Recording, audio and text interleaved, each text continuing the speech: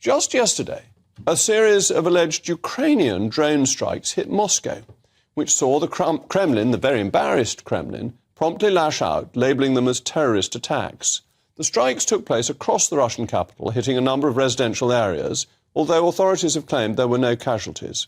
In what appears to be a bifurcation in US-UK consensus on the Ukrainian counteroffensive on Russian territory, the Foreign Secretary, James Cleverly, declared his support for the attacks when speaking in Estonia, branding them as a force for undermining Russia's war in Ukraine.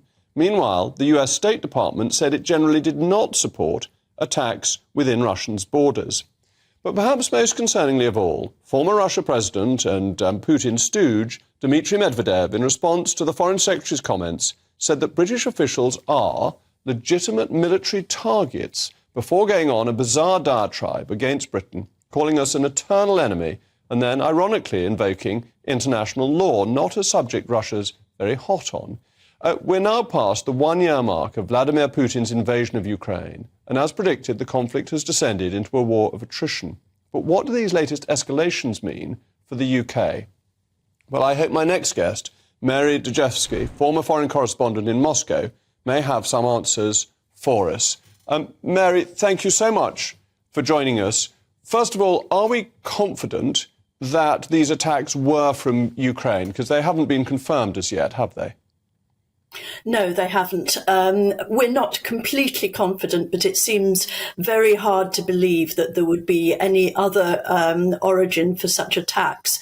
And the way that the Kiev government and Zelensky phrased it, they said that it wasn't directly the responsibility of Kiev, which is a lot closer than they've come in the recent past to not denying involvement in these sort of attacks.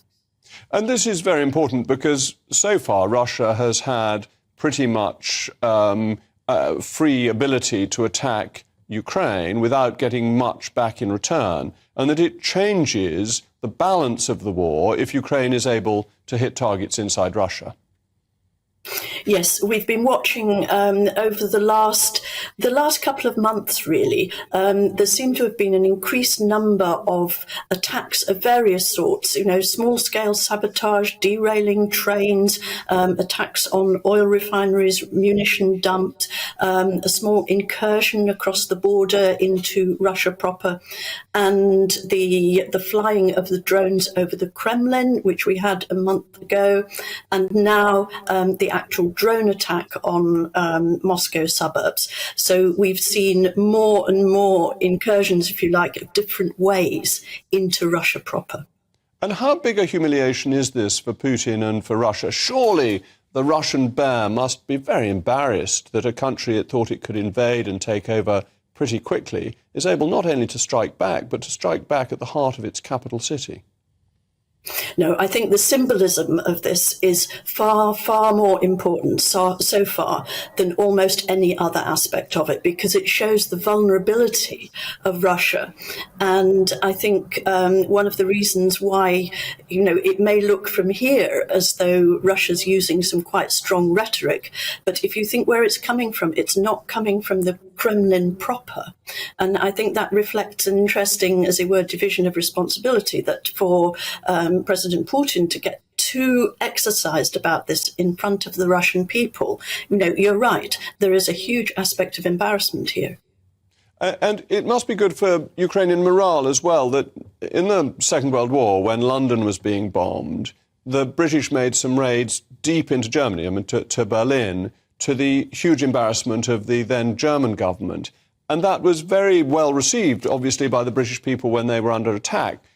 It didn't change the war, but at least it boosted morale and showed that we could fight back. Do you think the same is happening in Ukraine? I think there's something very, very, very similar going on because, again, the actual effect of these attacks in military terms is so far quite small.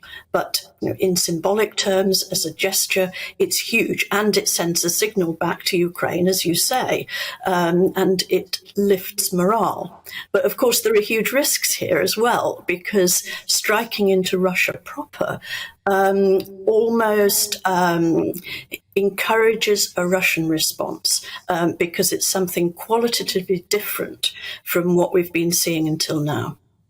But James Cleverly, the Foreign Secretary, is right, isn't he, to be backing Ukraine in doing this. There's the precedent of us having done it in the Second World War, but also Ukraine is entitled to do this under international law, that if somebody is bombing you, you are entitled as a rule of self-defence to fight back, and that therefore the British government must be right, and it's a pity the State Department isn't being more supportive. Well, I think there are two slightly different things going on here. Yes, in legal terms, James Cleverly was quite right to say what he did, that Ukraine is entitled to strike back and to strike at military targets and targets that could be threatening to Ukraine on the other side of the border. That is entirely true. But in the rather nice phrase that we've heard in a very different context, it may be legal, but is it wise? And I think this is where the Americans come in, because they, of course, have been the chief arms suppliers to Ukraine.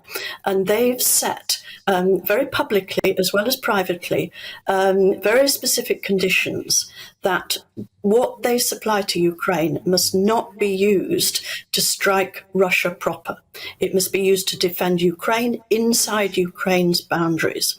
And this means that if there's any ambiguity here, that it's not clear.